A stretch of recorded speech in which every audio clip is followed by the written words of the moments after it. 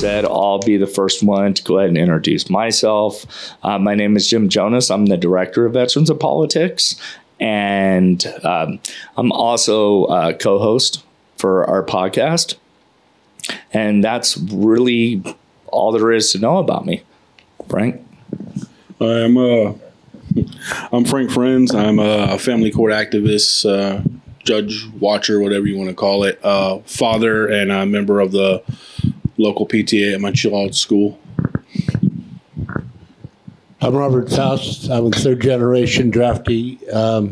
My grandfather fought World War I. My father fought World War II. I fought in Vietnam. After Vietnam, I played professional baseball. I've done some movie and television stuff. I spent 4 years in prison for marijuana trafficking.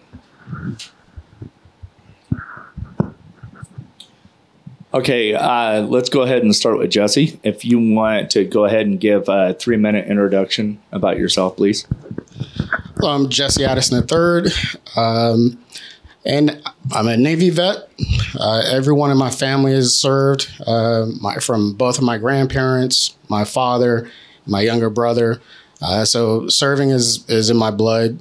And so this is just an extension of that. I want to give this group a hands up thumbs up for doing this.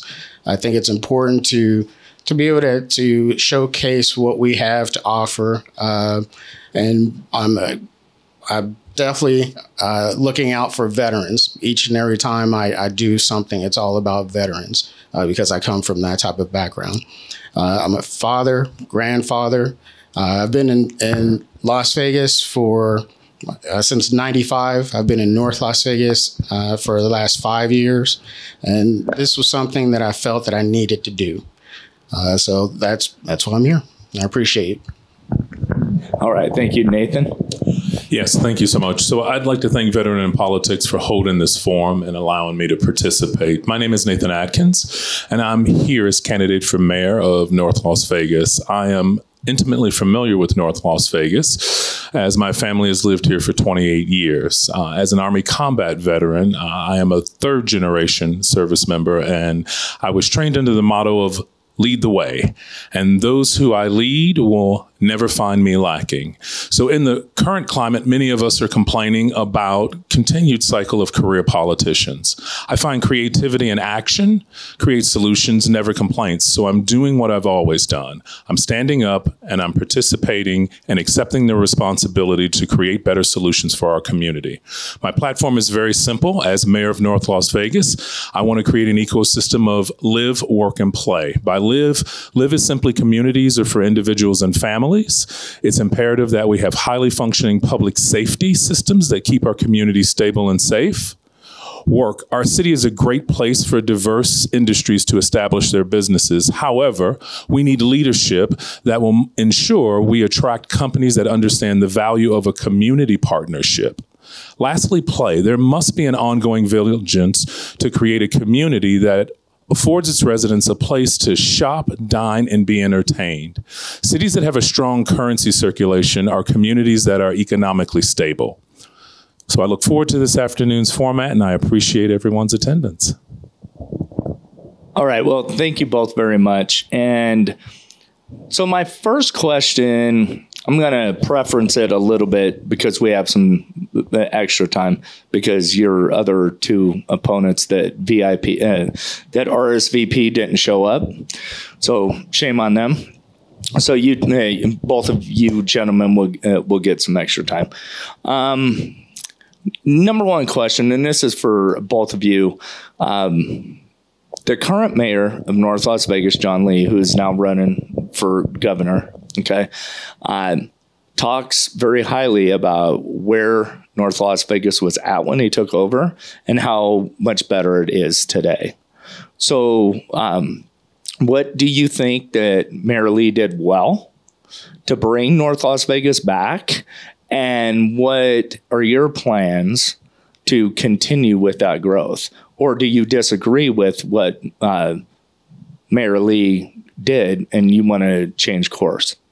I'll start with you, Nathan. Okay, so yes, I've heard this said time and time again, and I think that the city was definitely in trouble. We know for sure it was in receivership when he took office. There's been a lot of growth. A lot of businesses have come in, a lot of changes. I guess my bigger question is, in the moment of scarcity, right, when we were desperate because we were going down the drain, sometimes you make decisions that aren't always the best from a long-term standpoint. You make some very short-term decisions. So I've seen a lot of dirt move. I've seen a lot of things build. I have a lot of questions as to why we made the decisions we made. Unfortunately, we'll be locked into those decisions for quite some time. To be more specific, things like if you look at the housing development that's happening in our community, you will be hard pressed to find any housing greater than 3,000 square foot. Maybe you'll find a handful of them. So how are you going to attract middle, upper income or upper middle income, any of those folks who are making six figures or more to our community? They want larger houses. We're not building larger houses. We're building houses somewhere in the span of about 2,300 square foot on average, right? So that's one of the challenges, and we're building them plot after plot after plot. Businesses are coming in, absolutely. So there have been some positive things that have happened. I think those things happened on the back of some things that are negatives, and one of those is public safety.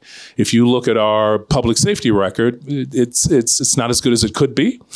We definitely don't have enough officers to represent the community, right? We need to be somewhere around 2.5, 2.6 officers for every 1,000 residents, and we are woefully short of that. Probably somewhere in the neighborhood of about 1.1. I think the record says it's 1.4, but I'll challenge that. We also don't have much in the way of attrition, right? So how are we backfilling the retirees that are about to retire, because the academies don't seem to be putting out any record numbers. So if we're already at, let's just call it 1.4, since that's what the numbers say, we're going to see that number come down, not go up, right? So I think that we've seen some economic growth, but that economic growth came at the expense of some other parts of the city. What I do to keep it growing and going forward is simply this. You need a leader that understands running the city as a business, because cities are a business. They're really not a political structure about laws and policies. It's about running a city. It's about making things happen. We need a strong economic development team that's tied into our Global Economic Alliance, which is our big state and private supported function. And we need to make sure that we're doing all the things we can to go out and attract businesses globally as well as nationally to get them to North Las Vegas. But in that, the biggest thing we need partnerships. We need public-private partnerships. We need to attract companies that understand that it's more than just providing jobs. It's about being a community partner. They need to be invested in our education system, which they can do directly. I've got plenty of plans on how to get that done. I've seen it done already right here in the Valley. Can be done, right? They also need to be invested in the rest of the community and develop in the community. So that would be my structure on how I would continue to move forward with the development. Okay, thank you very much, Nathan. And Jessie, go ahead. Well, I think that he did a fairly decent job. When you are coming into a situation where it's bad, anybody can make it look better. I think that he did some great things as far as bringing in big business. But I think it can't be just about big business. We need to focus on smaller businesses. I want to be able to have people come in who have dreams of starting a business, as well as small business owners who want to expand their business. I think that as far as the police department, I think we need to work on that as well. I think they've done a fairly good job, but they could do a lot better. Working with Las Vegas Metro, I can see how it is on the inside as well as outside. And I think in North Las Vegas, we need to do a better job of policing. I want to make sure that the officers who are hired on are in our communities, so they know the people that they're around, they live around those people. I want to make sure that they have partnerships with the people in the community. As far as the police chief, I want to make sure that I sit down with the candidates for that and make sure that it's a good fit for our community. I want to make sure that they understand my vision as far as making sure that we don't need 6 units going out to a call where it's a speeding or a DUI. We don't need over-policing. We don't need that. I want to make sure that the people in the community feel comfortable with the police department as a whole and protect it. As far as small businesses, I think that we need to bring in more small business, less big business. The trickle down situation, I don't think that's a good fit for North Las Vegas. We need to create community centers. We need to create parks, like water parks, things like that, something for the community. I think that overall, there's a lot more that we can be doing. Partnerships, as far as veterans groups, we need to make sure there's a tie-in with all the groups so that if I go to one location, they understand that if they can't help me, they can send me directly to another location and help out in that situation. I want more charter schools. I want trade schools because that is going to bring in better companies into the community as well. If you know that you can just pluck someone out of a trade school, they're ready to work day one, that's going to be something that's a very positive thing for North Las Vegas. So as the North Las Vegas mayor, I'm going to be looking into all of those different situations, and I want to make sure it's a positive situation for the community and North Las Vegas as a whole moving forward. Okay, thank you. Frank? So lately, if you pay attention to the news, you see a lot of businesses leaving California, Seattle, things like that, really high taxes, crazy mandates on employees. So mine's kind of a two-part question. Would you as mayor ever allow another COVID-style overreach lockdown of employees got to get this and that to medically change and alter their DNA forever, and or you cannot go to work? And what would you do to bring businesses here? Like, we don't have a lot of manufacturing. We could grow hemp here. We can do drywall and woodwork with it. It's more fire retardant than normal drywall. You can harvest it every 6 months instead of every couple of decades. We could bring maybe a gun manufacturer here to manufacture parts because California is going to be losing some. They've already moved a bunch down to Tennessee. Those businesses are ripe for the picking, and we're close to the coast that we can ship things just as fast. What would you do on those two things, the COVID thing and to bring different businesses here that aren't necessarily being looked at? Can you start with me? Both of you. So I'll address the COVID thing. As far as COVID goes, let's be clear on a mayor's role, right? The governor makes the mandate. The governor controls the state. So we have to be very careful about saying what we will or won't do, right? Because we have to make sure we're in compliance. That's the role of a state governor, right? Mayors can make an implementation. You saw that in the city of Miami, right? The mayor made a decision when the governor was making a different decision. So what I would make sure I do is work with my public safety council, my public health team, to make sure that whatever we do is in the best interest of safety and health. And then at that point, making sure that how can we keep everything moving economically while staying safe and healthy, right? But at first, I'm going to be honest with you, you have to defer to the governor because the governor controls the state. So I just don't want to speak out of turn or tell you something that isn't the purview that a mayor has control of. As far as attracting other businesses, it's interesting you bring that up. So I hear a lot of people complain about the warehouses. There's so many warehouses. Let me be clear. They're light industrial complexes. That's the real estate term for them. And they're awesome commercial properties. They are the lowest for a city to manage and maintain from a public safety standpoint. They take the least amount of resources from a city to have. What you put in them is where the value lies. So you are absolutely correct. We should bring hydroponic growth farms in. We can grow hemp, that's fine. That's one of the things. We can also grow food, which we don't have here in the Valley, which is important to try to grow local food. And a 1,000 square foot space, you can grow about 10,000 square feet worth of food. So high-tech hydroponic growth farming. We can bring in light manufacturing facilities. So what we would do, I would go back to the original statement, is make sure that my economic development team is trained certified. They understand how to go proactively seek out businesses, right? Work through the Global Economic Alliance because there's funding there. No city can stand on its own. There's state funding, there's private funding, there's federal funding, and there's support with attracting these type of businesses. But it all starts with your economic development team.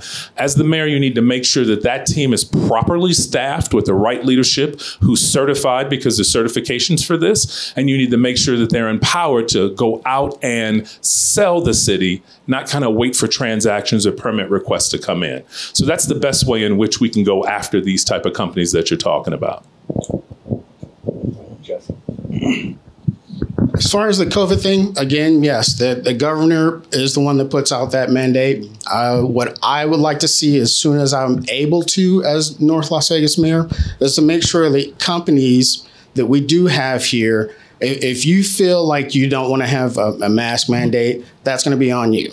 I want you to have that on your building to let people know that, okay, when I come into this location, I don't have to wear a mask. So if I, as someone who wants to patronize your business, I know where you stand. And if I want to patronize your business, great. As far as bringing other, again, in North Las Vegas, having the issue, I worked with the state, I worked with veterans, and I had that complaint daily. Everything's warehouse, everything's warehouse. What can I do that's different? So again, what I want to do is make sure that local businesses are grown, created and grown here. If we can have other businesses come into the city, that's great, but I want to start from the ground up.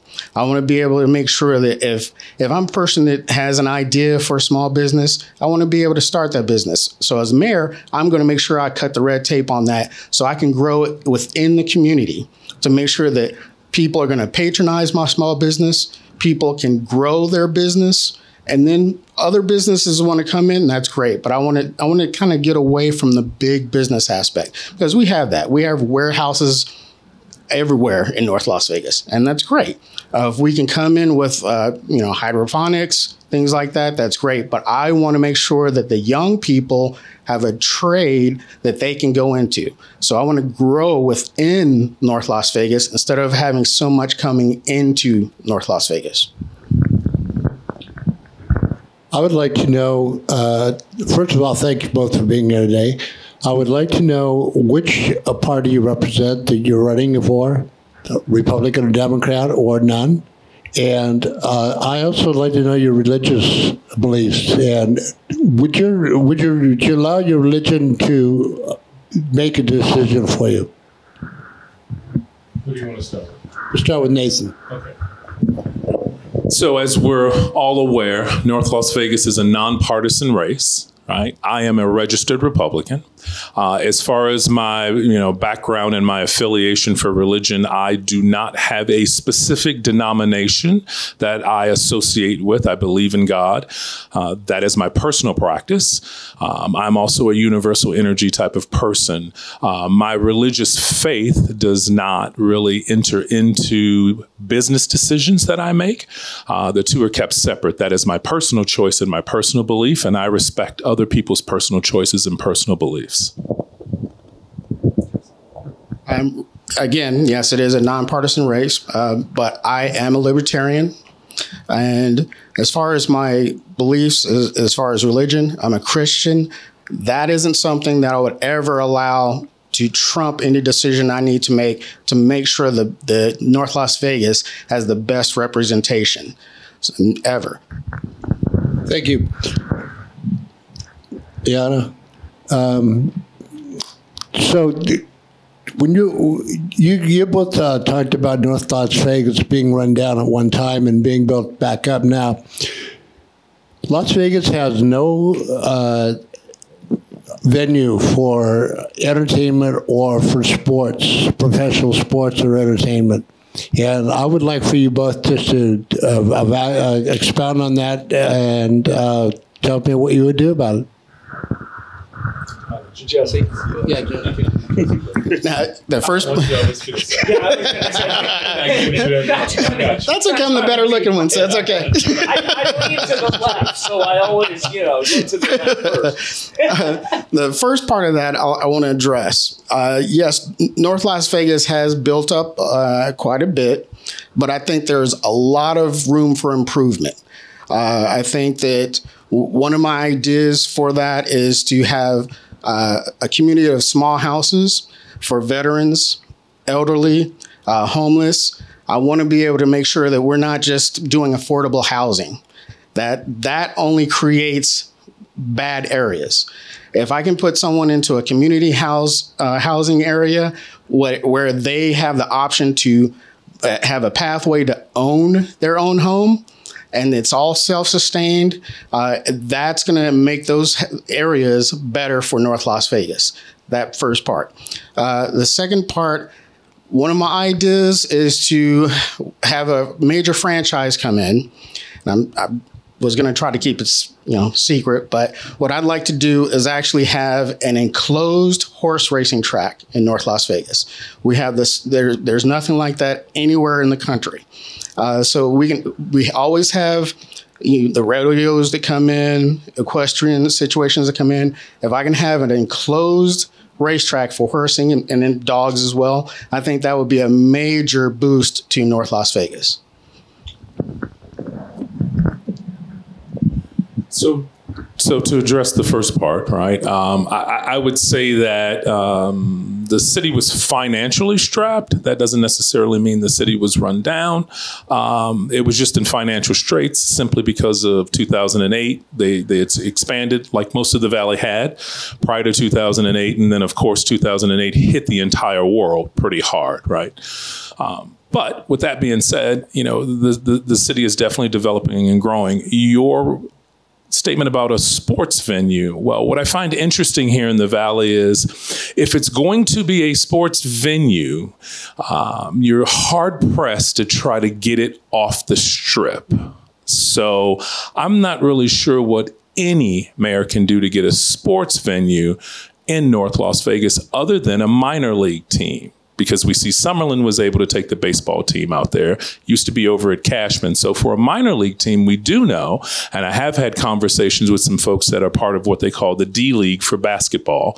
That would be something I would look into trying to develop, because developing a basketball stadium is relatively cost effective and it's easy to put up. Also, you can do other things in it as well that can be used for community services and sources. So it wouldn't be an extremely expensive project to fund. And you also could get some notoriety by having the D-League players play out of North Las Vegas. So that would be the route I've been thinking about. But as far as pro sports, I would love to figure out a way in which to get them to stop putting everything right on the strip. Yeah, because I got to follow up too. Yeah. Go ahead, and then you can respond back to it. So just like we have NASCAR and towards North Las Vegas, I think the same type of people who go to those events and they have no problem going to those events would be the same people who would love to have a horse racetrack here. I don't think it would be an issue with having them off the strip at all. They're going to go out there and have fun and enjoy that. Nathan, did you want to respond to that, or are you good? Okay, so I guess my next question then, now that you both have discussed this, okay, one of my frustrations that I have with sports stadiums in general, specifically as it pertains to professional sports, is that they always want to use taxpayer dollars to pay for part of those stadiums. Like, I was not a fan of the deal they worked out with Allegiant Stadium.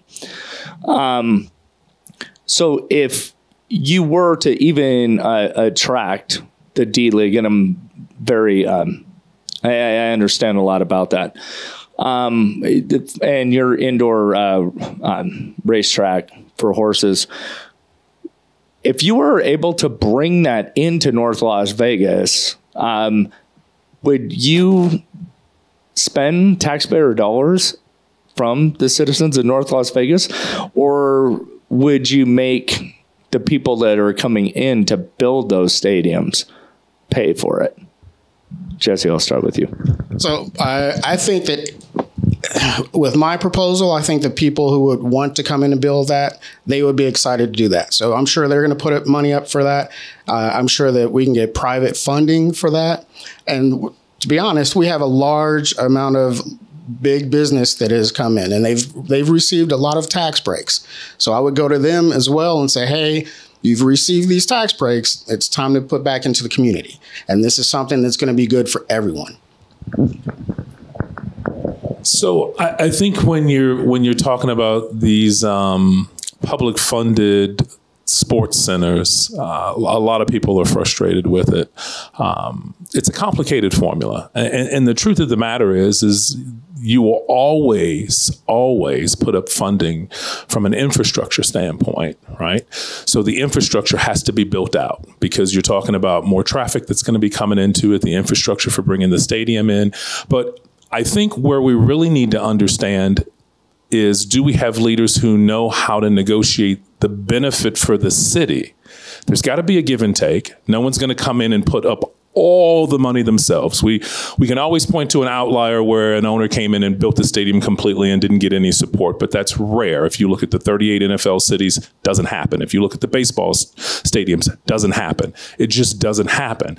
What you need to do is make sure that whoever is your leader is negotiating the best deal for the city, and it doesn't turn out to be a situation where you've just given and given and given, right? With the illusion of this is going to be beneficial for the city. The numbers should be able to add up where you can show the receipts from the revenues that it'll generate, the jobs that it'll generate, the things that it'll do to enhance the city. You need to be able to show that. Now, not all of it will be quantitative. Some of it will be qualitative, right? But we need to make sure that when we negotiate these type of things, there's enough quantitative numbers there for the residents to understand that they're investing in something that's going to be good for their city for the long term. So you guys talk wonderful about business, and you have both great ideas. You know, nobody's ever thought of a racetrack or, you know, bringing a B-League team all the way out there, you know, to get something going. But businesses tend to come to places and leave when there's not people there to work, or the crime rate's too high and there's no profit in it for them. So right now, statistically, the least amount of people to commit crime, even lesser than cops, are CCW holders. They commit the least amount of crime of any subgroup in America. We do have CCWs here, but how would you guys feel about like maybe upping it or starting a program to people like defending themselves? And in public housing authority, they don't allow the women that live there to own firearms. It's in the contract of the housing that you cannot have firearms on the premises, and felons can't come to your resident because it's public housing. These things tend to create a lot of crime in those areas, like Bolden Area Command, you know, Safe Village Initiative, which I'm pretty sure you're familiar with. You get this. What is your remedy to maybe help these women or help housing and bring down crime and bring up CCW and just public safety and weapons awareness? So I don't know that I would openly promote that people need to get CCWs. I think that people, you know, have a Second Amendment right, and I support and respect their Second Amendment right.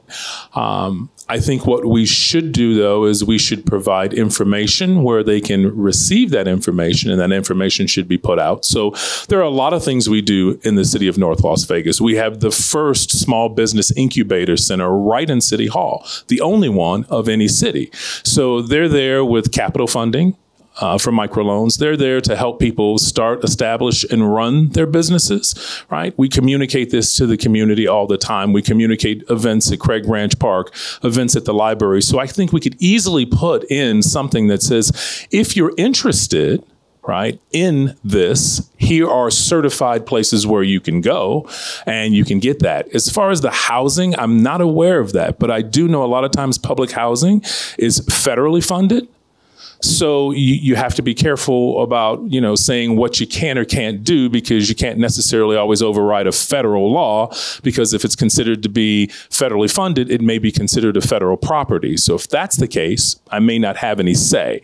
I would find it problematic. And if it's something that I could clear up, I would clear it up, because then that kind of impedes upon their Second Amendment right, which I don't think would be fair. Keeping felons out of the space, though, I do think is fair, because I know you've served your time, but the truth of the matter is the goal is to try to reduce potential incidences, right? So we know the recidivism rate is relatively high. It gets low when you talk about groups like Hope for Prisoners. They've done a great job with lowering it. But if people aren't joining specific things that are helping them make these adjustments, we're finding that recidivism is generally very high. We're basically putting them out of jail onto the streets with no help, no hope, no support, right? And surprise, surprise, they find themselves back in the same situation without any sort of support or help. That's going to continue to happen. So I don't know I'm necessarily opposed to that part of it, but taking away someone's ability to have their Second Amendment rights just because they receive public housing, I find that to be unfair. And I would then petition the U.S. Senate and U.S. Congress to work on that if it's a federal issue that I couldn't fix. For me, I would go back to the policing part. I want to make sure that we have more police in those communities. So even if someone's off duty, they're still a police officer. They can be there and help those citizens. I would love to have people trained to be able to get their CCW. If they're in a situation where they can't have a can't carry a firearm, I want to go to whoever I can to make sure that that's reversed. Because I believe that anyone who is not a felon should be able to carry a firearm. Robert, did you have a question? I didn't want to ask a lot of questions. Yeah. I got plenty. Yeah. I don't have anything this time. Okay, so I'm going to do something a little out of the box on this one. I'm going to ask both of you to actually explain. So I heard this earlier, and I believe it was Nathan that brought this up, that a mayor needs to run a city like a business, okay? But here's the thing, and I want you both to respond to this. As a mayor, you still only have one vote on the city council, okay? So it's been my experience that the majority of how the cities operate is done by the president of the planning commission or the city manager in this case. How would you both go about trying to run North Las Vegas like a business and get the city manager on board with that? I'll start with you, Jessie. The way I look at it, I don't see as my job as North Las Vegas mayor to run the city as a business. I don't. I see it as running an entity partly as a business, but also making sure that you think outside the box. It can't just be a business. It has to be a business, a situation where it's going to be a better situation for everyone involved. So that boils down to working with the individuals that I need to work with and win them over. Let them know these situations are good for North Las Vegas as a whole, whether it's working on the small business aspect, working on bringing in, sports franchise, whatever the situation is, just sit down, let them know, here are the numbers, here are the reasons why it's a good idea, here are the reasons, that it might not be a good idea, and just try to win them over and get things done. So, I would say that the structure is already set up just like a business. Your mayor and city council are your board of directors, right? And they select the city manager, the city attorney, and the chief of police, So that's pretty much their hiring responsibility, right? At that point, though, it's the job of those three individuals to run the organization appropriately. So we're about a $634 million budget, right? And again, I will be very clear about this. For a city to work, it has to function. And for it to function, it has to be run like a business. Your trash has to be picked up on time. The lights have to be fixed. The roads have to be repaired. The business of running the city has to be functional for residents, businesses, everyone to operate. It's extremely important. Now, you're correct. It is one vote. The goal, in my opinion, of a mayor is to be the champion because you are the face. And I'll give you a really easy example. The world thinks that the Goodmans run the Strip because they're the mayor of Las Vegas. And to the world, the Strip is Las Vegas. We who live here know better, right? But she has an impact even though she's not the direct controller of the county property, right? That's a mayor's role and job. A mayor's role and job is to make it easier for the city manager to function and run the city, to make it easier for the directors of different departments. And I'll get back to economic development, because economic development, as Teddy Roosevelt once said, the business of America is business itself. And this is the president who was a big antitrust guy who broke up big monopolies. So I am not touting monopolies, but business is highly functional, right? We need more mid-sized businesses as well in the city of North Las Vegas, because we need business owners who will reside in the city. The problem with the big businesses that are out there is they generate a lot of revenue and they create a lot of jobs. So it is viable, but they also don't have a stake in the city, because I'll guarantee you they all live somewhere else. We don't have housing that's greater than 3,000 square feet. They're not going to buy a house in our community, right? That's the reason. So it is the mayor's job, because they are the public figure, to go out and attract people like Toll Brothers and have a meeting with them and find out, why are you not building here in North Las Vegas when the demographics are very similar to Centennial? Why is it that you won't come over here and build? That's not the city manager's job. They're not going to get that audience. So the mayor has a lot to do, and the city council as well, with making sure that we attract those type of things and using their, for lack of a better term, celebrity to get the right meetings and to be able to get the city seen the way it needs to be seen so that their team can do the job they need to do. So as we continue to talk about this, we've noticed that business and crime run hand in hand. You know what I mean? They just do. It's always worked that way. Recently, Nevada has decriminalized, legalized, and regulated the use of marijuana. Police are not wasting time for personal drug use, things like that, because it's a personal choice.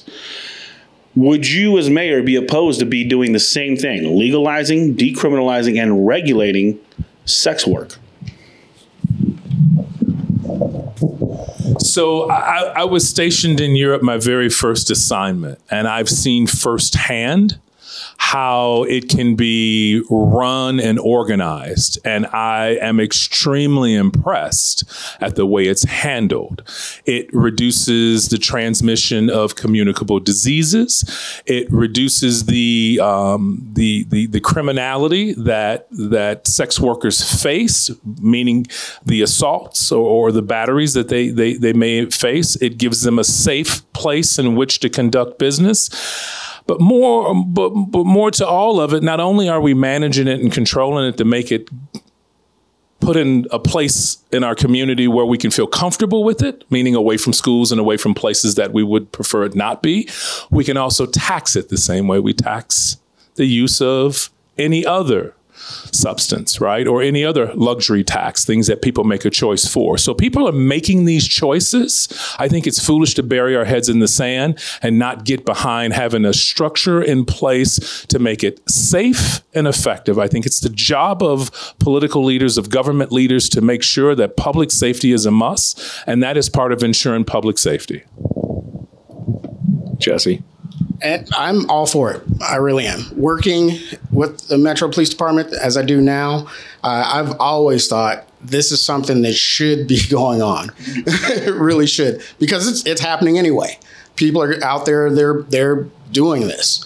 So I think, again, if we can make sure that the public is safe, and like Mr. Atkins said, we tax it. That's bringing in revenue to the city. I have no problem with that. Okay, I'm gonna switch gears just real quick, and I'm gonna be I'm gonna define this. I know I know this is a little bit out of both. If you're elected mayor, this is kind of out of your purview. But here's the thing. But I just want to know, and both of you have done a really good job at answering my question about the city manager actually managing, but also understanding that the mayor is the face of North Las Vegas. So you can leverage that. Okay. And you both did a very good job at answering that question. So I want to thank you for that. So my next question, and I messed up yesterday and I forgot to ask the governors this, the gubernatorial candidates. So one of the things that Veterans of Politics has been pushing, and it didn't get out of committee, unfortunately, is judges. Okay. So we have a ballot initiative that's out there right now. It's called Remove or Retain. So basically what ends up happening is, and you guys have judges in North Las Vegas too, okay? So what happens is you get these incumbents, right, that have been judges for X number of years, and people are afraid to run against them, whether it be an attorney or someone else, because they're afraid of the backlash. So one of the things that we want to do here at Veterans of Politics is put a law in place that states that if you are the only judge on the ballot, that immediately moves to remove or retain.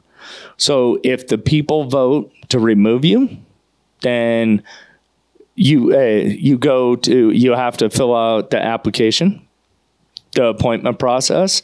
Then there's three judges that get picked, and then that goes to the governor, and then the governor appoints that judge. Or if the people vote to retain them, then they become judge. Would both of you be willing to speak out about that and be in support of that bill? I'll start with you, Jessie.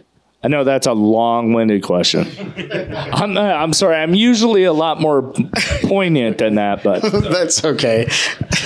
So let me get this straight. So if a judge is the only one on the ballot, you basically want to send it to the governor to have them choose either that person or another judge. Yeah. So basically the way it works is, so if that judge is the only one on the ballot, then the people get to vote to remove or retain that judge. If the people vote to retain the judge, then they win. If the people say we want to remove that judge, then they have to fill out the application for the appointment process. And then the appointment panel picks 3 judges. And then those 3 judges' applications then go to the governor, and then the governor appoints that judge. And that would occur also, it's statewide, so that would occur in North Las Vegas as well. Okay, and that judge would still be, even if they're being removed, would that judge still be in that process, or they're just done? They're just done. And then what ends up happening is that the commission actually then takes applications from other judges, and then they go through the appointment process. Yeah, I really don't see a problem with that. I would support that. My only caveat on that would be possibly having that judge still be in that group, so that the governor can still decide, okay, I may want to still have this judge in place. That would be the only caveat I would have on that. But other than that, I don't find that that's a bad plan. Okay, yeah. So basically, you just don't want a seat empty. Exactly. I don't want, because right now, the way it is in the justice system, we don't have nearly enough judges. We just don't. And I feel that taking someone out of their duties while you're trying to have this sit on the governor's desk to make this decision, I think that's a lot of wasted time, a lot of extra work that you're putting on the governor. I think that, and it could just be a situation where the governor decides, oh, yeah, I'm just going to go ahead and choose a person that's still on that bench. But I still would like to see that judge still be in the mix. Okay, thank you very much. I appreciate that. So I understand your question fully well. I saw Steve interview Michelle Fiore, and they talked about it at length. You're talking about when a judge runs unopposed, give the people an option, because right now there would be no option. You either vote for them or don't vote for them, right? Either way, as long as one person votes for them, they win. So when they're running unopposed, it's pretty much guaranteed they'll win. I like the fact that we're trying to give power back to the people and giving them some sort of option when you have a situation where a judge is running unopposed. The concern I have is giving the governor the right to appoint, even though there are three candidates or three people being selected by a group and presented to the governor, it's having the governor appoint who ends up being the judge kind of feels like we've taken away our democratic system of people voting for who they want, right? So I'm not sure I'm 100% on board with it, but I definitely like the direction in which you're going, which is trying to give people an option where there isn't one. Right now, if someone runs unopposed, I can either vote for them or not vote for them, but they still end up getting the position, even if I don't. By saying remove or retain, well, now when I cast a vote, I have more power as a voter. I like that. The back end solution, though, I don't know I'm necessarily so on board with, because I don't like this appointment situation where the governor's appointing who they want to sit on that bench, right? But you know, it would take a little more looking at it and a little more work, but I definitely like the direction in which it's headed. You guys talked about Craig Ranch earlier. I actually used to do security there. Pretty bad. I had to chase down 14-year-olds with handguns. I've had kids point BB guns with no orange tips, no nothing on them. It looked like the same Glock that I carry at another kid while he was on his knees. Good way to get shot. But you have had shootings up there, and you have had people killed up there. And our justice system seems to think that it's okay to send somebody to prison for 25 years, and the family of that person who was victimized now gets to pay the taxes to house and feed the person that killed their family member. We have the death penalty. We don't use it. In situations where it's 100%, hey, you're the guy, you did this, would you be for? Basically, hey, you skip the line, you get to go to the front, you get your day, you get your fair trial, you get your speedy trial, but there's camera, there's DNA, that's you doing it, that's a person dead now. You go to the front of the line and it's done before there's millions of dollars spent in appeals. Would you be for, pro or against the death penalty in 100% guilty cases only? You know, Jessie, do you want to go first? Or? He pointed at. Oh, okay. Whichever. No, you're fine. So it's an interesting question, right? On the one hand, I definitely, like you, bemoan the fact that we continue to house and feed. In all fairness, we know we're paying more money to house and feed criminals. Or assumed criminals, because we have quite a few people who are locked up, and we understand there's about a 20% that aren't guilty of the crimes they committed and they've gone through process. But we're housing and feeding these folks. We're spending more money housing and feeding folks in our prison system than we are in our education system, right? So that's a travesty to begin with, right? I don't know necessarily I am a strong proponent for the death penalty, just because of the margin of error that we have. In cases probably where you're talking about we're giving someone life sentences where they're never going to ever be paroled or ever released, and we're saying that they're being sentenced to spend their entire life there, right, to be housed until they naturally die, possibly I might be open to look at some legislation around that. But beyond that, I'm not just wholeheartedly a fan of it. I'm a little more hard-edged. In the field that I work, I know a lot of times it could be a situation where it's an iffy, this person is guilty or not. So if there's unrefutable proof, video, it's clear, because I've seen many videos that are not clear. It's clear that this is the individual that did this. I'm 100% into death penalty. I really am. But it has to be clear that this is the person. Otherwise, I'm not okay with that. Robert, did you have a question? Okay. All right. So first thing I want to do is I want to make a quick statement. I think very highly of both of you for running for mayor of North Las Vegas. I think sometimes North Las Vegas is almost considered like the redheaded stepchild of the valley. And that's very unfortunate, in my opinion. I don't know. I don't think I could ask both of you guys this question because you both should know the answer, but I'm going to ask it anyway. Can you give the boundaries of North Las Vegas? And the reason why I'm asking this question is because as soon as you say North Las Vegas, everybody's, oh, like what does North Las Vegas entail? They don't understand like all the cool stuff that goes on in North Las Vegas. So, Jessie, would you give the boundaries of North Las Vegas? Just roughly. I know gerrymandering is a pain in the neck. I get it. To be honest, I'm still trying to figure that out myself. There are certain areas that I think, oh, this is North Las Vegas, and then find out it's not. So I'm sure he knows, but I'm still trying to figure out exactly, since he's probably been over there longer than I have. I'm still trying to figure out the boundaries of where North Las Vegas is. So, yeah. So it's an interesting question, and it's a unique question, right? If you go back some time and you say North Las Vegas, people are very familiar with what that means. In the last, I don't know, decade and a half, we've seen so much development north, right, that people say they live in North Vegas. They're talking about Centennial. They're talking about Sky Canyon. They're talking about all those places, right? So when you tell someone you live in North Las Vegas and they're unfamiliar with North Las Vegas, they will respond by saying, oh, yeah, you live in North Vegas.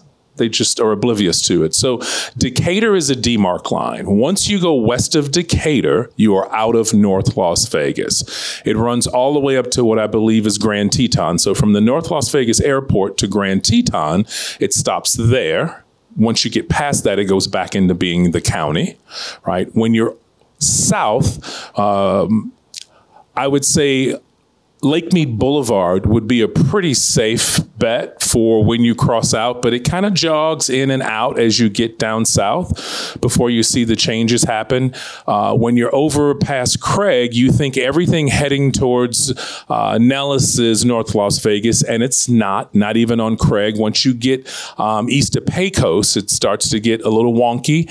When you're over there by Las Vegas Boulevard, it kind of jogs in and out. So some of this stuff can be North Las Vegas, some of it's not North Las Vegas.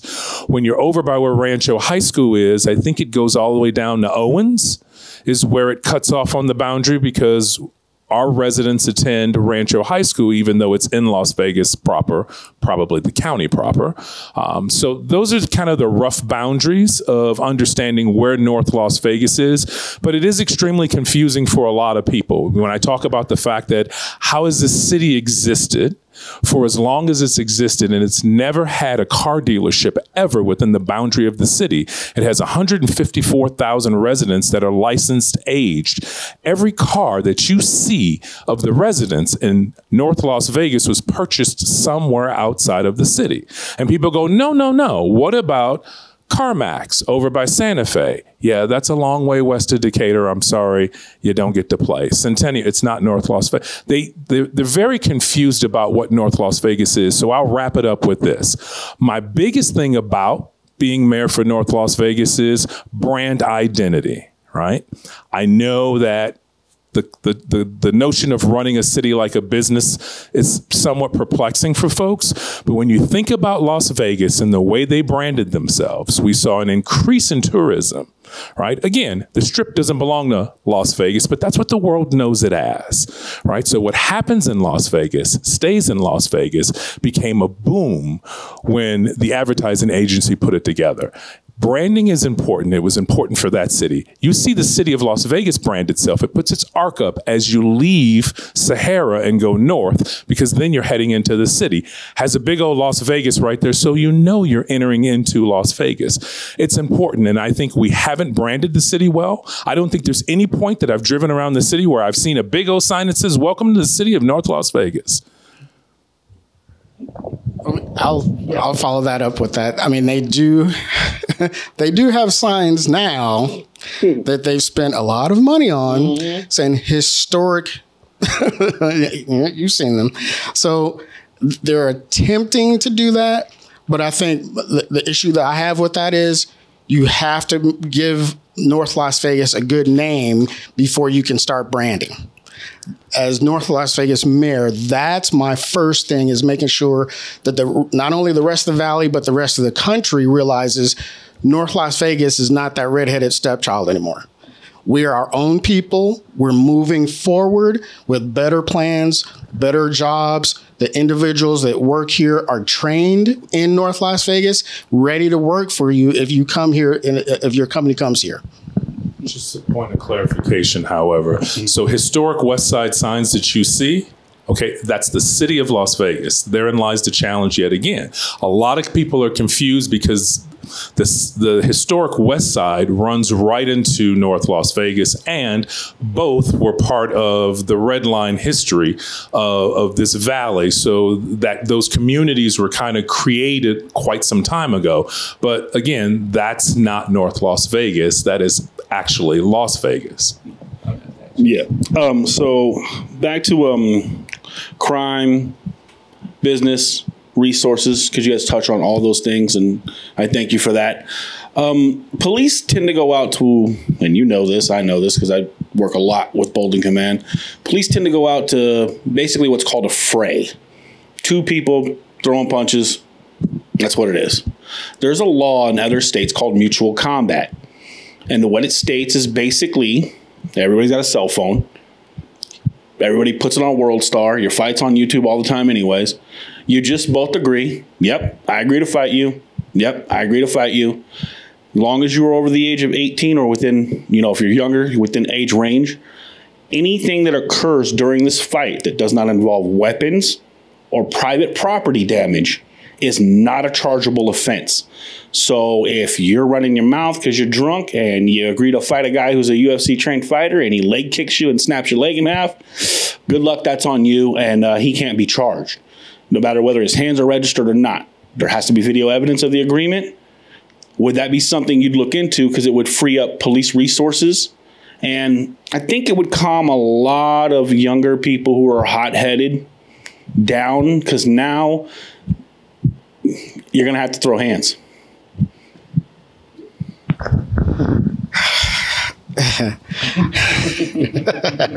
Again, where I work. And speaking with officers all the time, they trust me. They wish that could happen. I wish that could happen. The problem that you have with that is, and again, I've seen this many times on video. Even if two people are they're having an argument, they decide they're going to fight. And I understand you want them to agree that, whatever happens, this is what we're doing. If someone strikes a person and they die, no, I understand, but you've taken it to a whole nother level now. Now you've basically killed a person. So as North Las Vegas mayor, I cannot condone something like that. Whether one person has registered, their hands are registered or not, a drunk person fighting a non-drunk person, I cannot agree with that. I would love to, if they were on equal footing, but I just cannot, because there's too many liabilities with that. Again, somebody could be permanently disabled, someone can die. So I truly can't, even though as much as I would like to, I truly can't back that. So I'm not familiar with it. So it's called what? Mutual what? It's mutual combat, and basically it's no weapons allowed. Your body, their body. The results are the results, and there's no charges allowed to be filed. Okay. So no assault, no hey, you owe my hospital bill, nothing. It's done. Yeah. So two things. One, my basic tenet in life is humanity. Right. Be a good human being. Secondly, I practice civility every day. That's probably one of my prayers every day, is make me more civil as a person. Now that gets tested from time to time. I don't think something like this is beneficial for the public good. It sounds like it can get out of hand too quickly. It sounds like it can become too much of an issue. As Jessie just stated, it could evolve into so many different things. So for those that have done it, I guess I would want to look at the research to see what value it has brought to their community. And when I say that, I would have to be looking at statistically, is it the same community size? Are all things equal when we're looking at where it's working? And give it a good look. But on first blush, my answer would be no. It doesn't sound like it's in the best interest of public safety.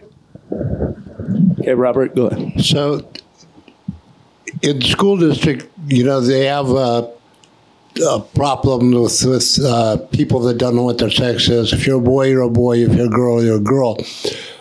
What do you propose to do, or what would your policy be on schools going forward? In other words, you have teachers that will interject themselves into young boys or young girls' lives and tell them, it's okay, you can be a boy or a girl. So, what do you think about that? So I guess I'm looking for some clarity. First, before we get the clarity, though, let's be absolutely clear that the school district, the school board, is run by CCSD. It's run by the county. So no mayor of any city really has major impact. We have input, but we don't have impact. Right? You have input. So as far as input, now clarity on what it is that you're asking. Is this about which bathroom do they get to use? No. Okay. It's all about if you're a teacher, you teach your subject. Okay, you don't teach anything else. You teach your subject, and so when these teachers start drifting off and giving this guidance and so forth to different children that have problems, and I would definitely say they have problems. What do you think about that? So I would say, as mayor, my input to the teachers union, to the school board, is that we should make sure that we're empowering our teachers to teach, right? We're holding our teachers accountable to teach, and that we have safe spaces, social people who are trained to be able to answer these questions for young people with the permission of their parents, since they're minors. Those are the things that I would say that would be my input. Go ahead, Jessie. Sorry. I wasn't trying to cut you off. Just I was losing track of time, so Frank elbowed me. Oh, no problem. I agree with Nathan on that. I think that the teacher's job, not like in our day, because I'm 51, but in my day, teachers were able to take you in the back and spank you, whatever. Nowadays, it's different. So I believe the teacher's job is to teach. I believe that school counselors are there to help these kids if they have issues. But as the North Las Vegas mayor, and just putting input in, I would just speak to the superintendent and say, hey, make sure that your teachers aren't going over the line in situations. They're there to guide, but they're not there to judge. All right. So what I want to do now is I I want you guys to be able to have the final word because I get to talk enough. But honestly, there is something I do want to tell both of you. You know, I've been involved in politics here or there for a number of years, and I've interviewed a lot of candidates and I've worked with candidates, and running for public office is probably one of the hardest decisions an individual will ever make. It takes so much time and so much effort and so much sacrifice that unfortunately strays a lot of good people from wanting to run for public office. So with that being said, I just want to tell both of you how much respect I have for each one of you for being willing to do this. And I also want to say, please give a thank you on behalf of Veterans in Politics and me personally, Jim Jonas, to your family members as well, because they have to sacrifice a lot of time away from you two very important individuals for you guys to be able to do this. So with that being said, I'll get off my soapbox and we'll go ahead and start with Jessie. And please give your closing statements, look into the camera, why people should vote for you, what your future plans are for North Las Vegas, how they can get involved in your campaign. Hey, thank you very much. And my wife is over there, and I'll thank her. Yeah, she has to put up with my stress. So people always ask me, why did you choose to run for mayor of North Las Vegas? And to me, it wasn't really that I chose to do it. I was moved to do it. I just felt like there was a lack of leadership in North Las Vegas. A lot of things could be done differently. The two main reasons I wanted to run, number one, is because even though there are a lot of organizations and people out there helping veterans, as a whole, I think the veterans aren't being served the way they should be. They've served their country, whether they're disabled or not, and it's time for North Las Vegas to make sure that those people are being taken care of. The main reason was when rents went higher. I see it literally every day on the news. And it happens in North Las Vegas a lot. I see elderly people losing their homes. I see veterans losing their homes. And I need to put a stop to that as North Las Vegas mayor. I'm going to make sure that the rate hikes stop immediately when I take office. I'll put a stabilization program in so that these people don't have to fear, well, do I pay for my rent or do I pay for medication? Do I pay for utilities or am I eating tonight? That's why I really ran, was for those people. And working where I worked with the state, Job Connect, I was on the ground with these people, literally sometimes taking money out of my own pocket to make sure that their bills were paid. I tried to do anything and everything I could to make sure they had services to survive and to find jobs for them. I was actually awarded the first person in Nevada to get the award for putting the most veterans back into employment. And that's one of the accolades that I'm most proud of. So helping veterans is number one. Helping elderly is number two. Making sure that the homeless situation is being handled. I want to make sure that's taken care of. So I do want to create communities for elderly, for veterans, and it's going to be self-sustaining. So they're going to have their own gardens. I'm going to make sure that they have training. So if they're able-bodied, they can go to work and help pay for the housing that they're in. If they aren't able to work and be trained, I would still want to have them trained so that they can do something in the community. I want to make sure that they have a pathway to home ownership instead of living someplace where they're paying rent. Because when you own your place or you're working towards owning your place, you take pride in that. And I also want to work with the police department. I want to make sure, like I said earlier, that we're hiring within our own communities so that when people come out, they see you in their community as a police officer, they know they can trust you. They can know that they can go to you and talk to you about whatever. Plus, you live in those communities, so you know the bad people, the good people, the people you need to talk to and try to help them or guide them into a better path. So there are a lot of things that I want to do as North Las Vegas mayor, and unlike some of the other people, I'm just a regular guy.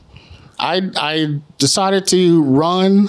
It's a grassroots organization completely. I literally go out and put my own signs up.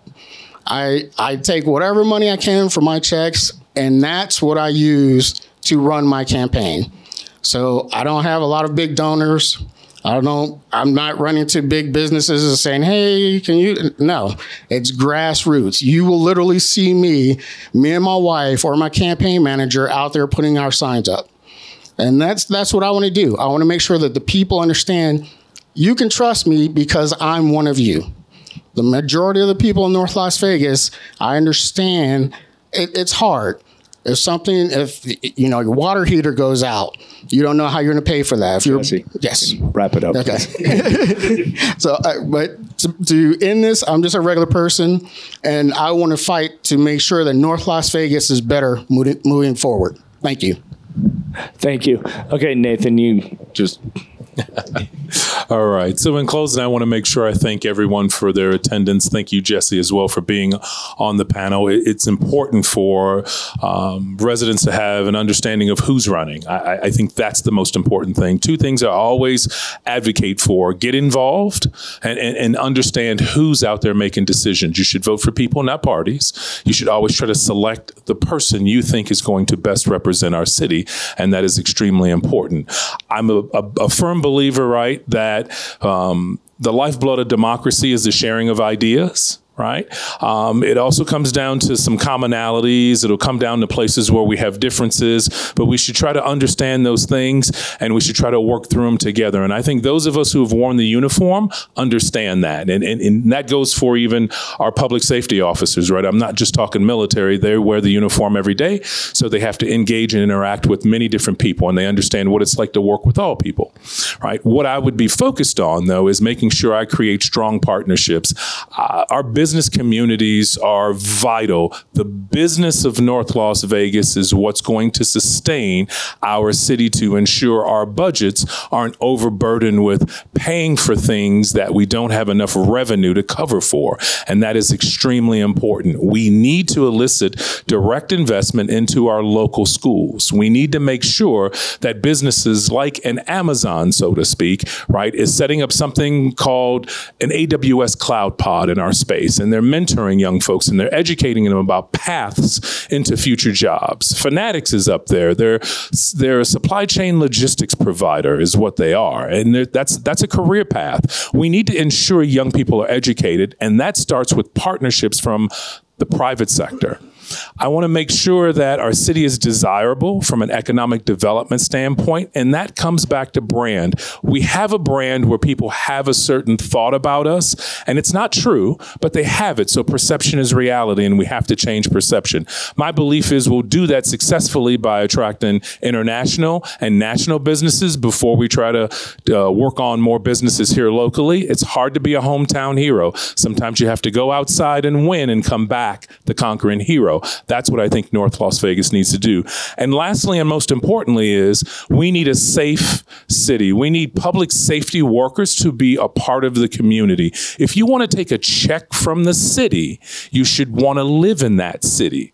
If you don't want to raise your family in the city that you're taking a check from, then it makes me concerned about the attitude you bring to work every day when you drive into it from wherever you deem to be desirable, because that's where you lay your head, right? It's hard for me to believe you're coming in with the right attitude on managing and running the city as a public safety provider. So I know that means incentives might need to be offered, and I would look into creative ways in which to incentivize folks, right? We have cities like Chicago and New York where it's mandated. We won't be able to mandate that.